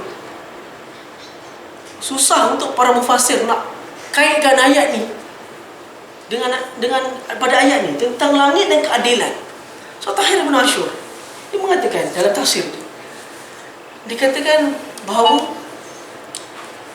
maksud keadilan dalam ayat ni, apa yang dia cuba garapkan, bermakna alam ini bergerak dan beredar secara adil. Bagaimana kami meletakkan keadilan terhadap alam ini, begitulah kau kena tegakkan keadilan di atas muka bumi ini. Itu yang disebut. Kalau baca tafsir Tahir Ibn Ashur sendiri sebut, bingung untuk merelatekan dua ayat ni. Bingung nak relatekan. Jadi kebanyakan para mufassir akan cuba relatekan berbagai versi dia. Dia cuba relatekan ayat ni. Sebab cerita pasal alam. Sebabnya kalau kita tengok keadilan alam tu, Allah kata pada surah Yasin, la syamsu yanbaghi laha an tudrikal qamara wa la lailu sabiqun nahar wa kullun fi falakin yasbahun. La syamsu yanbaghi laha an tudrikal qamara. Sekali-kali tidak matahari itu boleh menyaingi bulan. Dan juga sekali-kali tidak, la syamsu yanbaghi laha an tudrikal qamara wa la lailu sabiqun nahar. Dan sekali-kali tidak, waktu siang itu boleh menandingi ke atas waktu malam. Kerana setiapnya bergerak. Fakullun. Kullun tu ada tanwin. Ingat tanwin tu saja ke? Tanwin tu nama tanwin ewat. Tanwin maksudnya tanwin ambil semua. Saya terjemah macam itulah. Tanwin ambil semua. Bermakna apa? Matahari, bulan, siang, malam. Fakullun. Itulah tanwin tu. Tanwin tu maksud semua yang ada sebelum dia. Fakullun fi falakin, semuanya beredar di atas falak, di atas orbit mereka, yasbahu, dengan adil. Sehingga kan ulama tadabbur kepada ayat itu nak mengatakan tentang kalau ada satu jawatan yang mana kita tidak layak memegangnya, maka berilah kepada orang yang lebih layak, supaya kita dapat belajar daripada alam. Bagaimana alam yang memberikan matahari tidak boleh menyaingi kepada matahari, tidak menyaingi kepada bulan, dan siang tidak menyaingi ke atas malam. Mana dalam bab kepimpinan, kalau ada seorang yang lebih layak, kita dahulukan yang itu. Kerana kepimpinan itu Nabi kata adalah kepada hanyalah orang yang layak. Nabi sebut apa? Fa innal mansaba an-nadmun wa khasarah yaumil qiyamah. Sesungguhnya memegang jawatan itu adalah an-nadamah, penyesalan, wal khasarah, kerugian di hari kiamat apabila kamu tidak mendirikan keadilan. Seolah-olah ayat ni mengajak kita belajar daripada alam. Adil seperti alam. Alam ini bergerak dengan penuh keadilan. Dia tak pernah terlewat, dia mengikut musim. Itu sebab Allah kata dalam ayat tadi, Yasjudan tu apa? Patuh. Kesemuanya patuh. Alam ini sangat patuh dengan Allah. Apabila dia yang memiliki alam ini, maka kalau dia nak jadikan alam ini sebagai senjata menghancurkan orang-orang yang kafir, maka dia jadi. Menghancurkan orang yang engkar, maka dia jadi. Kerana dia patuh. Bagaimana Allah menjadikan hujan yang sangat patuh turun tanpa henti sehingga menenggelamkan kaum Nabi Nuh. Kerana mereka sangat patuh. Alam ini bergerak dengan kepatuhan daripada arahan Allah. Itu sebab alam ini bergerak. Jadi dia bergerak dengan adil. Jadi Allah kata, was-samaa'a rafa'aha wa wada'al mizan. Kami jadikan langit ini dan kami jadikan suatu benda yang adil. alla tatghaw fil mizan. Janganlah kau melampaui apa? Melampaui keadilan. Maksudnya jangan kamu berlaku zalim. Lawan kepada adil adalah zalim. Jangan kamu berlaku zalim. Ayat ni sangat power lah. Wa aqimul wazna bil qisti wa la tukhsirul mizan. Ini satu orang kata nasihat yang sangat, ini nasihat yang sangat penting. Wa aqimul wazna. Ayat ni ada yang mengatakan dia refer kepada apa? Dalam timbangan kita, kadar yang kita ada, tidak menipu di dalam timbangan. Tidak, bukan setakat timbangan, bahkan ada ulama kata tidak menipu dalam bilangan bersama. Kan? Contoh 100, beli RM100 dapat 50, tapi dia bagi 45. Contoh. Itu benda tu ditimbang ke? Tak ditimbang, tapi bilangan. Bilangan pun tak boleh. Bukan setakat yang ditimbang, yang dibilang pun tak boleh. Wa aqimul wazna, sebab nak sebut apa? Hendaklah kau berlaku adil dalam timbangan, dalam semua jenis perkara. Bila qisti ni apa? Adil.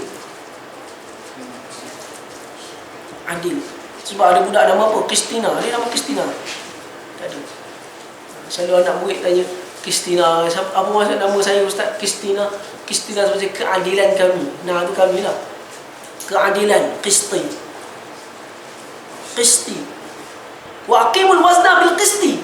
Dalam kau menimbang dengan adil. Wala takhsirul mizan. Janganlah kau cuba mengurangi di dalam timbangan. Janganlah kau mengurangi di dalam keadilan.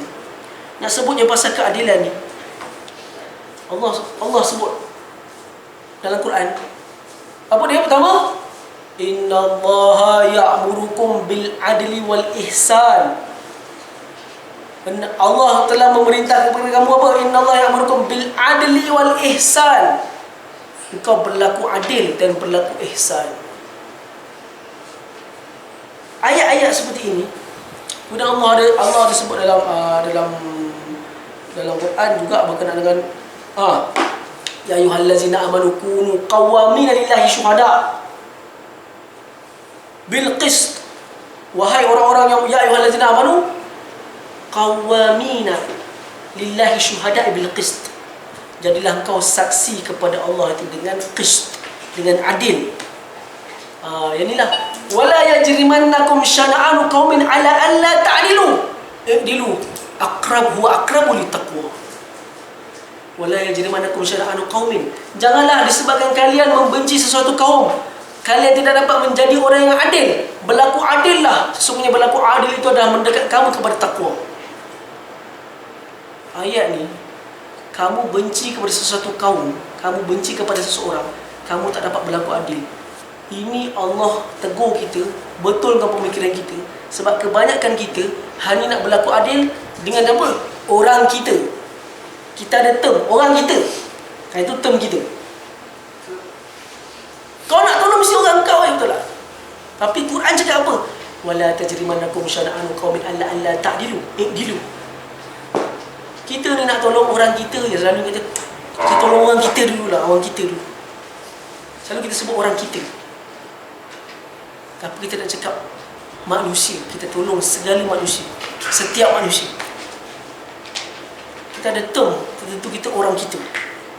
Ataupun kita kata tolong, hanya berlaku adil kepada sesama kita. Tapi bukan orang kita, bukan kaum kita. Kau tipu pun tak apa kan? Itu benda yang salah. Kalau kita nak cakapnya, ayat Quran ini telah diterjemahkan ke dalam negara kepada khilafah Islamiah terdahulu dengan sangat adil. Mereka faham ayat ini. Contoh tentang kisah yang terdapat dalam kitab Al-Bidayah wa Nihayah oleh Ibn Katsir. Dalam Bidayah wa Nihayah Ibn Katsir, dia ada bawa satu kisah tentang Ali radhiyallahu anhu. Dan hadis ini cerita yang sahih dalam Bidayah. Ali radhiyallahu anhu ketika itu adalah seorang khalifah tu. Khalifah ni mungkin macam Perdana Menteri ya. Khalifah yang memegang urusan umat Islam, memegang urusan rakyat. Khalifah. Satu hari dia punya baju besi ni hilang. Sekali dia nampak baju besi ni ada pada seorang Yahudi tu. Ada seorang Yahudi ni pegang baju besi ni. Kemudian dia kata apa? Hada dar'un dar'i. Baju besi ni milik aku. Tapi Yahudi tu sebab apa? Hadza dar'un dar'i. Baju besi ni aku punya. Wa ma anta ali illa al-kadhib. Aku tak nampak engkau ni Ali melainkan kau adalah orang yang penipu. Kau nak mendakwa, ini baju besi ni milik kau. Kemudian benda ni dibawa kepada Syurah al-Qadi waktu itu. Syurah ini di antara tabi'in, dia mengatakan dia sahabat yang telah menjadi qadi ketika itu. Syurah tanya satu soalan ni pada Ali. Apa bukti ni baju besi kau? Apa bukti baju besi kau? Ali kata aku tak ada bukti. Tak ada bukti. Aku tak tahu ni baju. Ini apa bukti ni baju besi aku tak tahu. Kemudian dia kata bila ditanya pada Ali, adakah apa bukti ni baju besi kau? Dia kata dia tak ada apa, tak ada apa-apa bukti. Syurai hanya kata bila kau tak ada bukti, maka ini kembali kepada orang yang asal lah. Dia kata orang asal ni orang Yahudi lah. Kemudian Ali dengan redanya sebagai seorang khalifah ketika itu, dia berlari. Kemudian bila dia tengok benda ni, dia pun kata balik kepada Syurai. Dia Syurai, sebenarnya baju besi ni dah milik Ali ni. Sebenarnya aku pun tak pasti ni baju besi aku ke baju besi Ali, tapi sebenarnya aku jumpa dah, aku ambil baju besi. Kemudian bila dia bagi, dia kata betul lah, ini seperti yang terdapat dalam Taurat terdahulu, bahawa inilah sifat sahabat Muhammad. Sifat sahabat Muhammad inilah adil dalam setiap perkara. Walaupun kau seorang khalifah bergaduh dengan seorang Yahudi, kalau ikut kita, baik aku tolong aku. Betul tak? Tapi orang yang dididik oleh Rasulullah bukan macam itu. Dia faham Quran, dia terjemahkan Quran itu melalui perbuatan dia orang. Allah suruh berlaku adil. Walau kana za qurba, walaupun kepada ahli keluarga kau sendiri kau kena berlaku adil. Dia buat salah, kau kena kata dia salah, walaupun dia darah daging kau. Tapi benda ni lah bid'ah yang ramai orang boleh tak, ramai orang buat. Bid'ah tidak berlaku adil. Itu apa lawan dia? Zalim je. Lawan dia lah zalim. Bila dia kata ini adalah baju besi Ali, kemudian dia berkata asyhadu an la ilaha illallah wa asyhadu anna rasulullah. Dia terus ucap syahadah, dan Ali kata ma kunta qad aslamta fa inna dar'an lak. Bila kau dah Islam, maka baju besi adalah untuk kau. Itu sebenarnya keadilan yang para sahabat letakkan. Contoh lain lagi tentang Amr bin Al-As. Amr bin Al-As ni adalah seorang wazir atau menteri. Menteri kalau kita ni YB ya. Kan? YB, tak YB dia kata tu wazir. Keadilan ni dalam Islam, buta pangkat, buta kau tu siapa? Kalau dapat buat benda yang ni, itulah keadilan Islam sebenarnya. Amr bin Al-As masa dia adalah seorang menteri tu. Satu hari anak dia ni dah pukul satu orang anak Yahudi dengan cemeti, siap. Dia panggil siap. Siap ni cemeti. Dia sebut apa ke anak Yahudi tu? Ana min abna'il karimin. Aku ni anak orang baik-baik. Dia pukul anak orang Yahudi sambil dia menjerit, aku ini anak orang baik-baik. Dan benda ni dibawakan kepada Umar Al-Khattab ketika itu. Bila benda dibawa di depan Umar kata apa? Umar tak backup langsung Amr bin Al-As. Umar tulis surat, dia kata apa? Amr dan anak dia kena datang sini menghadap aku. Amr datang bersama dengan anak dia, duduk depan Umar bersama dengan anak Yahudi ni. Yahudi ni ada bapak dia sekali. Sebenarnya dia kata apa? Umar tak cakap banyak. Dia ambil satu cemeti, dia kata idrib hazan min abna'il karimin. Kau pukullah anak orang baik-baik ni, dia kata. Dia bagi cemeti tu, kau pukul balik anak orang baik-baik ni. Dia bagi pada Yahudi tu. Kemudian Yahudi tu pukul balik anak Amr bin Al-As. Kemudian Umar tak cukup tu, dia cakap lagi, wadrib Amran Al-As. Kau pukul sekali dengan Amr bin Al-As ala sababi bisultani, disebabkan dengan pangkat dia lah anak dia berani pukul anak orang lain. Kemudian anak Yahudi sebab apa? Ma daratu illa man tarabani. Aku tak nak pukul, melainkan orang yang pukul aku.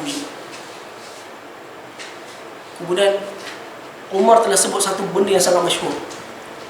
Dia kata, "Ya Amr, wahai Amr, mata sta'batumun nas waqad waladatsum ummahatuhum ahrara."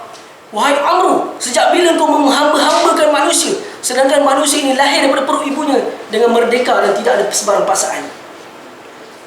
Itu khalifah tu, orang yang dididik oleh Rasulullah. Bukannya ini orang kita kot. Ini kita macam itulah, kita tak dapat mengamalkan keadilan. Sebab kita hanya fikir ni orang kita. Tapi apa yang para sahabat, apa yang wahyu sebut, Nabi SAW dalam sebuah hadis itu daripada Ibnu Majah ada dan Tirmizi ada. Nabi SAW sebut, satu hari seorang perempuan daripada Bani Makhzum telah mencuri. Orang mencuri, hukum dia apa? Potong tangannya. Tapi keluarga perempuan ni telah bercakap dengan Usamah bin Zaid, anak angkat ni. Dia kata, "Usamah, tolong cakap kepada Nabi supaya tolong orang kita lah." Kan kabel kot. Macam kita lah. Kita apa semua nak kabel. Orang Melayu ni hidup tak boleh tak ada kabel. Mesti kena ada kabel. Orang Melayu macam itulah. Hidup dia kena ada kabel. Tak ada kabel dia tak berjaya. Bukan setakat orang Melayu, siapa-siapa lah kan. Hidup penuh nak kabel ni. So dia pun sama, dia guna kabel. Dia guna kabel Usamah. Dia suruh Usamah supaya berbincang dengan Nabi SAW. Sebagai orang yang Nabi sayang, kau cakap dengan Nabi SAW supaya orang kata apa? Sama ada ataupun melepaskan daripada hukuman dipotong tangan. Kemudian bila Usamah cakap benda ni pada Nabi, Nabi dengan marah yang sebab apa? Atashfa' fi haddin min hududillah ya Usamah, Nabi kata. Apakah kau cuba mengurangi hudud-hudud Allah? Wahai Usamah. Dan Nabi SAW telah membalas dengan satu benda yang sangat masyhur, yang saya dengar hadis ni daripada guru saya sebut dulu. Fa inna ma ahlakal lazina man kana qablukum idza sarqa fihim syarif tarakuh wa idza sarqa fikum dhaif aqamu alaikumul had. Wa Allah law anna Fatimah bint Muhammadin sarqat laqata'tu yadaha. Sesungguhnya rosaknya umat terdahulu adalah apabila orang kaya yang mencuri, dia orang lepaskan. Bila orang miskin yang mencuri, mereka jalankan hukuman hudud. Demi Allah, sesungguhnya jikalau Fatimah binti Muhammad yang mencuri, aku sendiri akan potong tangan dia. Itu keadilan sebenar. Saya ingat dulu Tok Guru saya sebut dulu, Syekh Khubz Al-Hasan At-Tatwani Al-Marhum. Dia kata apa? Saudi ni tak ada hudud pun sebenarnya. Saudi tak ada hudud. Dia cakap masuk dalam ceramah, lautan manusia dia. Saya masih duduk depan. Syekh sendiri sebut Saudi tidak ada hudud. Sebab apa? Walaupun dia menjalankan hukuman bunuh balas bunuh, tapi hukuman tersebut dikecualikan kepada kerabat diraja. Tak percaya, tanyalah. Hukuman itu dikecualikan kepada kerabat diraja. Brunei, hudud pun sama. Dalam tu klausa dia ada, dikecualikan kerabat diraja. Itu sebab ada orang mempersoalkan dulu, kalau Kelantan nak buat hudud, adakah dia boleh mengecualikan kuasa diraja? Berani ke? Kita macam tu dulu. Kalau orang tu beri nak buat hudud, Pertama, hudud ni buta pangkat, buta darah daging, buta segalanya. Kau buat salah, kau kena. Kau sabit kesalahan, kau kena. Itu hudud. Tapi apa yang orang buat? Tak dapat berlaku adil sebab apa? Orang kita. Kabel orang kita lagi. Dan Allah sendiri kata, wa aqimul wazna bil qisti wa la tukhsirul mizan. Janganlah kau menjalankan keadilan itu, dan janganlah kau mengurangi keadilan. Bermakna bila ada term orang kita, kabel, telah mengurangi keadilan. Allah kata jangan mengurangi keadilan. Susah kita nak berlaku adil. Tapi Nabi SAW sendiri sebut, darah daging di sini, dia sendiri akan potong tangan ni kalau dia mencuri. Jadi tu kata, sebab tu saya sebut dulu, syukur besar. Dia tak ada hudud kat Saudi. Dia tadi sebut apa? Saudi, sini ada Kaabah, Masjidil Haram, depan sana bank riba, dia kata. Betul semua orang ketawa. tengah share sebab yang tu. Sebab dia kata, Dia tak kena je tu lah. Syekh Musa ni antara orang yang pernah ditangkap masuk penjara lah. Dia itu meninggal. Tak, bukan itu, yang seorang lagi dulu dah meninggal, sebelum lebih awal meninggal. Tapi saya ingat benda ni disebut tentang keadilan sejagat. Maksud disebut pasal keadilan sejagat. Maksud benda tu telah merubah pemikiran saya waktu saya pergi ceramah itu. Saya dengar, ini rupanya keadilan yang Islam cakap sebenarnya. Selama ni kita ingat kita adil, rupanya jauh lagi kita daripada keadilan sebenarnya. Keadilan Islam bawa ni. Sehingga ada satu kisah lagi, Al-Auza'i, Imam Al-Auza'i, imam yang besar dalam fiqah, bahkan riwayat-riwayat yang dipakai dalam fiqah-fiqah Islam. Imam Al-Auza'i bukan imam biasa-biasa, imam besar. Ulama terdahulu, dia bukan setakat sebagai ilmu, dia orang adalah ejen kepada mendamaikan masyarakat. Satu hari, khalifah ketika itu, masa tu khalifah Al-Walid, masa tu salah seorang dia punya menteri dia ni ada kaitan darah dengan khalifah. Menteri dia ni dah halau orang-orang kafir Zimmi daripada satu kawasan gunung Lebanon. Dia dah halau orang tu semua disebabkan ada salah seorang daripada orang kat kawasan pegunungan tu buat hal dengan pengutik zakat. So disebabkan Al-Auza'i telah tulis satu surat sangat panjang. Surat ni masyhur. Dalam sirah dia ada sebut tentang surat Al-Auza'i. So Al-Auza'i di antara ni disebut apa? Disebut dalam satu surat tu, dia kata, kenapa engkau hukum orang ramai disebabkan kesalahan seorang? Sebab menteri itu halau semua sekali. Dia tu semua orang kafir tau. Orang kafir yang hidup bawah pemerintahan Islam. Dia halau semua sekali daripada gunung tu, dia halau daripada duduk kat gunung tu. Disebabkan seorang punya hal. Auza'i menasihatkan pemerintah ketika itu, dia tak kira lah engkau ni kerabat ke, engkau siapa ke, engkau kerabat khalifah ke. Dia kata, man aza zimmiyan wa kallafahu bima la yutiq fa ana hajijuh. Nabi pernah berpesan, kau ingatlah dengan hadis Nabi, dia kata, sesiapa yang menyakiti hati orang kafir dan memberikan mereka suatu tanggungjawab yang mereka tak mampu buat, maka siaplah kau berhujah dengan aku. Nabi sebut. Bermakna berdosa apabila kita menipu orang kafir, menipu orang bukan Islam, ni berdosa. Sebab Ali radhiyallahu anhu pernah kata apa? Wa innahum badalu al-jizyata litakuna dima'ahum kadima'ina wa amwalahum ka-amwalina. Mereka membayar apa nama? Jizyah. Artinya bagi apa?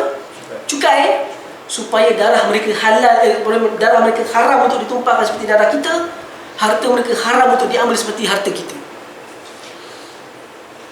Tapi adil yang ada dalam diri kita, dalam pandangan kita, adalah adil itu hanya pada aku tolong bangsa aku tolong orang aku tolong orang yang sefahaman dengan aku. Maka itulah adil. Sedangkan adil itu adalah kepada setiap yang teraniaya. Sehingga kan mereka mengatakan orang-orang kafir terdahulu sanggup merentas betapa jauhnya padang pasir untuk bertemu dengan khalifah, kerana diorang yakin aduan mereka akan didengari oleh khalifah. Seperti itu sekali diorang yakin. Itulah keadilan yang Allah letakkan dalam Al-Quran. Adilan yang buta kerabat, buta bangsa, buta warna kulit, buta pangkat, apa semua tak, buta segalanya. Jadi apa yang perlu kita buat? Kita meletakkan keadilan semampu yang kita mampu. Dalam sekecil perkara, contoh, dalam keluarga kita ada anak-anak, berlaku adillah kepada anak-anak. Seperti apa? Tidak membeza-bezakan kasih sayang di antara satu sama lain, contohnya. Kerana setiap mereka itu berhak mendapat kasih sayang yang sama adil daripada kita. Berlaku adillah dalam ahli keluarga, berlaku adil dalam tempat kerja, berlaku adil. Serendah-rendah benda adil yang kita boleh buat, kita lakukan. Kerana Allah sendiri sebut dalam surah ni apa? Wa aqimul wazna bil qisti wa la tukhsirul mizan. kau dirikanlah keadilan dan jangan kau kurangi sedikit pun. Allah kata jangan kurangi keadilan kau. Jangan kurangi keadilan tersebut. Itu apa yang kita belajar daripada para sahabat, daripada Nabi SAW sendiri yang meletakkan keadilan itu bagaimana. Dan selalunya keadilan itu tidak dapat dicapai di atas dunia ni, betul tak? Kerana yang adil hanyalah Allah. Tetapi setiap orang yang dizalimi tetap akan boleh mendapat keadilan ketika bila? Pada hari perhitungan. Ketika itu tidak ada orang pun akan dizalimi. Semuanya akan mendapat benda yang adil, sehingga dalam hadis Bukhari sebut apa? Sehingga kan seekor kambing yang mempunyai tanduk yang panjang menanduk seekor kambing lain pun akan dihitungkan dengan sebegitu adil. Itu adalah hadis Bukhari Nabi sebut. Yang tanduknya panjang tu pernah menanduk kambing kan? Seadil itu akan diadili nanti. Sebab apa Allah kata dalam Quran apa? Setiap amalan kita akan dibanci. Setiap yang akan dibanci dan diadili. Setiap benda kezaliman yang kita buat atas dunia ni, semuanya akan dihitung besok di akhirat. Jadi keadilan ialah semua benda kena berlaku adil. Contoh, alam yang kita hidup ni pun kita kena berlaku adil dengan alam ni. Bagaimana kita nak berlaku adil dengan alam ni? Macam mana kita nak berlaku adil dengan alam? Kepada alam yang terbentang luas, macam mana kita nak berlaku adil? Tidak merosakkan alam, tidak mencemarkan alam. Kerana kita adalah khalifah yang kena menjaga alam. Bagaimana kita nak meletakkan keadilan kepada kita sebagai seorang manusia, kita sebagai seorang majikan di tempat kita, kita sebagai seorang pekerja meletakkan keadilan. Jadi setiap kita kena cuba untuk mentadabbur ayat ni, kita kena cuba untuk mengikut apa yang Allah sendiri wasiatkan di dalam ayat surah Ar-Rahman ni adalah engkau cuba berlaku adil semampu mungkin. Yang kau boleh buat berlaku adil. Kerana keadilan dan kezaliman itu akan dipersoalkan besok di akhirat. Akan dipersoalkan besok. Dan berlaku adil tidak mengenal warna kulit, tidak mengenal orang. Kau kena berlaku adil walaupun dia tidak menyembah Allah. Kau kena berlaku adil kepada dia. Dan berlaku adil kepada orang bukan Islam adalah tuntutan kita umat Islam. Mana ada agama lain sebut kau kena berlaku adil kepada orang yang bukan agama kau, yang diwasiatkan, yang diperintahkan, tak ada ke? Agama lain tak ada mewasiatkan, memerintahkan berlaku adil kepada orang yang bukan agama dia. Agama Islam dengan lidah Rasul disebut man azazimiyan faqad azani wa man azani faqad azallah. Sesiapa yang menyakiti hati seorang bukan Islam, dia telah menyakiti hati aku. Dan siapa telah menyakiti aku, dia telah menyakiti Allah. Nabi sebut. Bermakna keadilan yang Allah ajarkan dalam Quran itulah. Jadi setakat itu saja yang boleh kita kongsikan bersama, yang mana kita harap pertamanya yang kita boleh bawa sebagai tadabbur kita habis berkelas ni, untuk kita fikirkan bersama-sama apa benda, cara, plan yang aku nak buat untuk apa? Berlaku adil. Kalau dia ada anak, dia berlaku adil. Kalau dia ada isteri 4, dia kena berlaku adil juga. Betul, Allah suruh berlaku adil. Tapi Allah kata apa tentang kahwin 4 tu? Fakihu ma tawalakum min nisa'i masna wa sulasa wa ruba'. Kahwinilah perempuan itu 2, 3 dan 4. Tapi Allah kata apa lepas tu? Betul. Bukan Allah kata fa in khiftum, kalau kamu takut tak boleh berlaku adil, fawahidah. Selalunya ustaz-ustaz akan sebut fankihu ma tawalakum min nisa'i masna wa sulasa wa ruba'. Sadaqallahu azim. Habis. Kahwinilah 2, 3 dan 4 dah. Sadaqallahu azim. Ayat selepas saya sebut fa in khiftum alla ta'dilu fawahidah. Kalau kau tak mampu nak berlaku adil, maka cukuplah dengan 1. Tapi kalau 4 kali adil. So kita nak katanya adil tu, untuk nak dapat secara betul-betul adil, kita boleh mampu buat apa? Adil setakat yang kita mampu. Keadilan yang pada yang kita boleh buat keadilan. Setakat yang mampu lah. Sajalah. Itu tak ada boleh. Jadi kita kena syukur.